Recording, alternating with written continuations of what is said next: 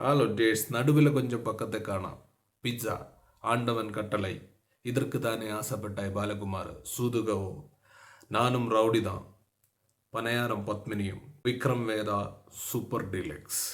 Yes, നമ്മൾ വിജയ് സേതുപതിയെ പറ്റി തന്നെയാണ് സംസാരിക്കുന്നത്. തമിഴിൻ്റെ സ്വന്തം വിജയ് സേതുപതി 50 സിനിമകൾക്കുള്ളിൽ തന്നെ ഇന്ത്യ മുഴുവൻ ഇമ്പാക്റ്റ് ഉണ്ടാക്കാൻ കഴിഞ്ഞ ഒരു വലിയ നടനായി തന്നെ അദ്ദേഹം മാറിയിരിക്കുന്നു. അദ്ദേഹത്തിൻ്റെ ഫാൻസാണ് നമ്മൾ പലരും.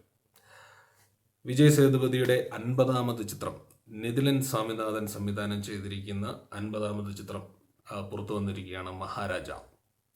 നിതിലൻ സ്വാമിനാഥൻ്റെ രണ്ടാമത്തെ ചിത്രം എന്നാണ് അറിയാൻ കഴിഞ്ഞ. അദ്ദേഹത്തിൻ്റെ മുമ്പുള്ള ചിത്രം 2017 ഇറങ്ങിയ കുരങ്ങു ബൊമ്മകൾ ആണ്.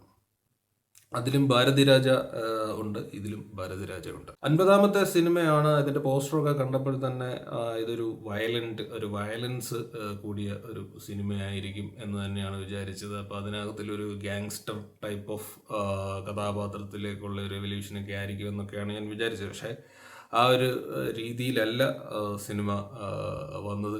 അതുകൊണ്ട് തന്നെ സിനിമ നല്ല രീതിയിൽ എൻജോയ് ചെയ്യാൻ കഴിഞ്ഞു. നമ്മൾ പ്രതീക്ഷിക്കുന്ന രീതിയിൽ പോകാത്ത ഒരു സിനിമയാണല്ലോ നമുക്ക് കൂടുതലും എൻജോയ് ചെയ്യാൻ കഴിയുന്നത്. അത് കൂടുതൽ എൻഗേജിങ്ങും ഇൻട്രസ്റ്റിങ്ങും ആയി കഴിഞ്ഞാൽ നമുക്കത് മാക്സിമം എൻജോയ് ചെയ്യാൻ കഴിയും. അത്തരത്തിലുള്ള ഒരു സിനിമ തന്നെയാണ് മഹാരാജ.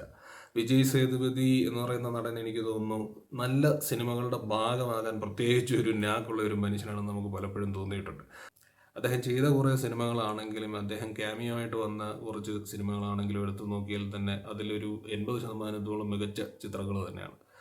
അപ്പോൾ ഈ സിനിമ മഹാരാജ എന്ന് പറയുന്ന സിനിമ നമ്മൾ തമിഴ് സിനിമയിൽ ഒരുപാട് അണ്ണൻ തങ്കച്ചി അല്ലെങ്കിൽ ഒരു ഫാദർ ഡോട്ടർ റിലേഷൻഷിപ്പൊക്കെ ഒരുപാട് എക്സ്പ്ലോർ ചെയ്ത് നമ്മൾ കണ്ടിട്ടുണ്ട്. ഇതിലും ഒരു ഫാദർ ഡോട്ടർ റിലേഷൻഷിപ്പിൻ്റെ ഒരു ഇമോഷനും അതിൻ്റെ ഒരു വെഞ്ചൻസും ഒക്കെയാണ് സിനിമ. വെഞ്ചൻസ് എന്ന് പറയുമ്പോൾ തന്നെ നമ്മൾ കാലാകാലങ്ങളായിട്ട് കണ്ടുവരുന്ന ആ ഒരു സംഭവം തന്നെയാണ് ഇതിലും നടക്കുന്നത്.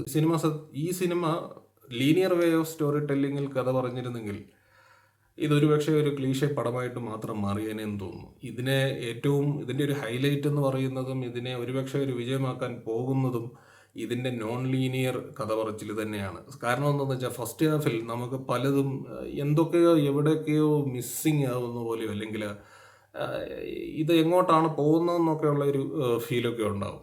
എനിക്ക് ഫസ്റ്റ് ഹാഫിൽ സത്യം പറഞ്ഞു കഴിഞ്ഞാൽ ഇതൊരു ജോൺ വിക്കിൻ്റെ തമിഴ് പതിപ്പ് പോലെയൊക്കെ മാറിപ്പോവാണോ എന്നൊക്കെ തോന്നി. സ്വന്തം കൂടപ്പുറപ്പ് പോലെ കൊണ്ടു നടന്നിരുന്ന പട്ടി പോയി കഴിഞ്ഞപ്പോൾ അതിനെ ഇല്ലാതാക്കിയ ഉമാറുടെ പുറകെ പോയി എല്ലാവരും തീർത്ത ജോൺ വിക്ക് എന്ന് പറയുന്ന മനുഷ്യൻ്റെ അല്ലെങ്കിൽ ആ സിനിമയുടെ ആ ഒരു കഥ പറച്ചിൽ രീതി നമ്മളുടെ ദേശീയ രീതിയിലേക്ക് പറയുകയാണോ എന്നൊക്കെ ആദ്യത്തെ പകുതി കണ്ടപ്പോൾ സംശയിച്ചു. പക്ഷേ ആ രീതിയിൽ ഒന്നുമല്ല. സെക്കൻഡ് ഹാഫ് അതിൻ്റെ എല്ലാം നമ്മളുടെ സംശയങ്ങൾക്കും നമ്മളുടെ ചിന്തകൾക്കും എല്ലാം ഉള്ള മറുപടി സെക്കൻഡ് ഹാഫ് തരുന്നുണ്ട്. സെക്കൻഡ് ഹാഫ് കണ്ടപ്പോൾ എനിക്ക് സിനിമ സത്യം പറഞ്ഞു കഴിഞ്ഞാൽ സെക്കൻഡ് ഹാഫിന് ശേഷം ഫസ്റ്റ് ഹാഫിനെ പറ്റിയിട്ട് ആലോചിക്കുമ്പോൾ പല കാര്യങ്ങളും കറക്റ്റാണ്, ഇൻ പ്ലേസ് ആണെന്ന് തോന്നി. ആ ഒരു രീതിയിലുള്ള ഒരു കഥ പറച്ചിലാണ് സിനിമയുടെ. അത് നിതിലൻ സ്വാമിനാഥൻ അദ്ദേഹം അത് കിടിലമായിട്ട് അത് എക്സിക്യൂട്ട് ചെയ്തിട്ടുണ്ട്. ഈ സിനിമ നമ്മൾ പലതും കണ്ടതൊക്കെ ആണെങ്കിലും നമ്മളെ നമ്മളെ ഒരു ക്യൂരിയോസിറ്റി വളർത്തുന്നതിൽ ഇതിനകത്ത് മാക്സിമം അവർ വിജയിച്ചിട്ടുണ്ട്. ഈ സിനിമയുടെ സെക്കൻഡ് ഹാഫ് എന്ന് പറയുന്നത് ഓൾമോസ്റ്റ് വെൽ റിട്ടൺ ആണ്. അത് സീൻ ബൈ സീൻ പോകുന്നതും അതിൻ്റെ സർപ്രൈസ് എലമെൻസും എല്ലാം കറക്റ്റായിട്ട് എനിക്ക് വർക്കൗട്ടായി.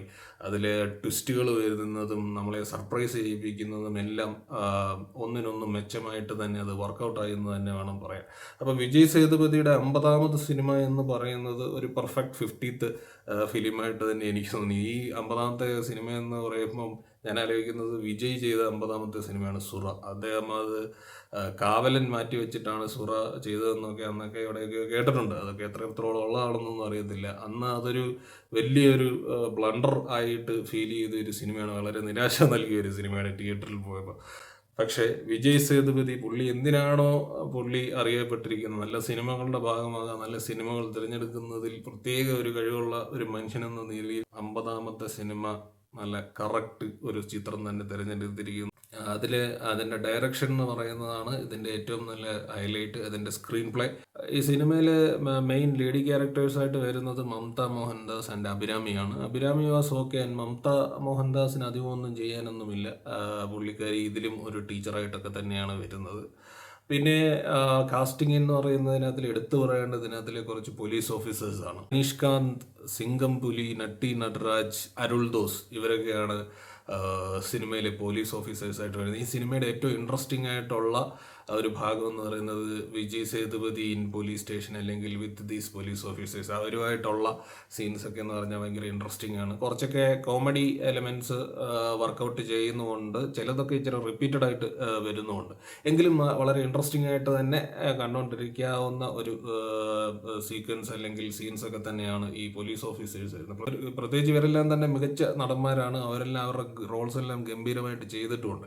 ഇതിലെ ഒരു സീനിൽ ഒരു സിംഗംപുലി വിജയ് സേതുപതി പിന്നെ ഈ പറഞ്ഞ ബാക്കിയുള്ള പോലീസ് ഓഫീസേഴ്സുമായിട്ടൊക്കെ ഉള്ള ഒരു സീനിൽ അതൊരു ഭയങ്കര ചില്ലിങ് സീനായിട്ട് തന്നെ അത് വർക്കൗട്ട് ആയിട്ടുണ്ട്. അതൊക്കെ നല്ല ഒരു എക്സിക്യൂഷനായിട്ട് തന്നെയാണ് തോന്നുന്നത്. മൊത്തത്തിൽ വെൽ റിട്ടൺ, നല്ലൊരു സ്ക്രീൻ പ്ലേ, ഏറ്റവും ആപ്റ്റായ രീതിയിൽ ഈ കഥയെ പറഞ്ഞിരിക്കും. ഒരുപക്ഷെ ക്ലീശയായി പോയേക്കാമായി എന്ന കഥയെ ഏറ്റവും ആപ്റ്റായ രീതിയിൽ തന്നെ അതിനെ കഥ പറഞ്ഞു വെച്ചിരിക്കുന്ന ശൈലി അത് രസകരമായിട്ടുണ്ട്. ഈ സിനിമയുടെ അവസാനത്തോടടുക്കുമ്പോൾ മാത്രമാണ് നമുക്ക് ഒരുപക്ഷെ മനസ്സിലാവുക ഇതിന് മുമ്പുള്ള പല സംഭവങ്ങളും അല്ലെങ്കിൽ പല വിജയ് സേതുപതി എന്ന് പറയുന്ന നടൻ്റെ പോലും ചില പ്രതികരണങ്ങൾ അല്ലെങ്കിൽ അദ്ദേഹത്തിൻ്റെ ചില എക്സ്പ്രഷൻസൊക്കെ നമുക്ക് ചിലപ്പോൾ ആദ്യം കാണുമ്പോൾ അതെന്തുകൊണ്ട് ഇങ്ങനെ എന്നുള്ളൊരു തോന്നലിനെല്ലാം ഉത്തരം കിട്ടുന്ന ഒരു പക്ഷേ ഏറ്റവും അവസാനമായിരിക്കും. അങ്ങനെ ഒരു ട്വിസ്റ്റിൽ സിനിമ എത്തുന്നുണ്ട്. അത് കറക്റ്റായിട്ട് വർക്കൗട്ടായി. സാധാരണ നമ്മൾ വിജയ് സേതുപതിയിൽ നിന്ന് കണ്ടിട്ടുള്ള രീതിയിലുള്ള ഒരു സിനിമയാണ്. അദ്ദേഹം ഇന്ത്യയിലെ ഏറെക്കുറെ എല്ലാ സ്റ്റാഴ്സിൻ്റെയും വില്ലനായിട്ടൊക്കെ ചെയ്ത് മടുത്ത് തിരിച്ച് വിജയ് സേതുപതി ഈസ് ബാക്ക്, അതാണ് മനസ്സിലാകുന്നത്. 50ാമത്തെ സിനിമയിൽ അദ്ദേഹം അങ്ങനെ ഒരു സ്റ്റേറ്റ്മെൻറ്റ് കൂടെ മുന്നോട്ട് വെക്കുന്നതായിട്ട് തോന്നി.